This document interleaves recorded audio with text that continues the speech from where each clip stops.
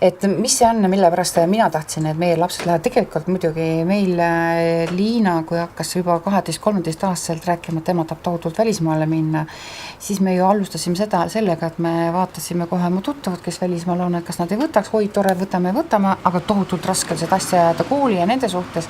Ja lõpuks Liina oli see, kes leidis meil sellise saiti nagu IFU. Lapselt tuleb see tahtmine minna välismaale, et siis sa nagu kohe automaatselt mõtled, kui hea ja kui õige, kui sul laps tahab kuhugi minna, sest see on tema enda elukool, sellise teismelise elukool. Aga selline vahekogemus kuskil ära käia, sa muutud isiksuseks, see sinu mina tuleb palju rohkem välja. Seda on muuseas vahetuslastest kõigil näha. See laps, kes tuleb algul perre ja see laps, kes ära läheb, sa näed seda arengut, tema ise ei saa seda aru. Temale jõuab võib-olla see kohale alles. Võib-olla siis, kui ta on juba aasta olnud oma kodumaal, oma pere keskes, siis tal hakkab meenuma ja olema ja nüüd ta mõtleb teistmoodi, ta suhtleb teistmoodi.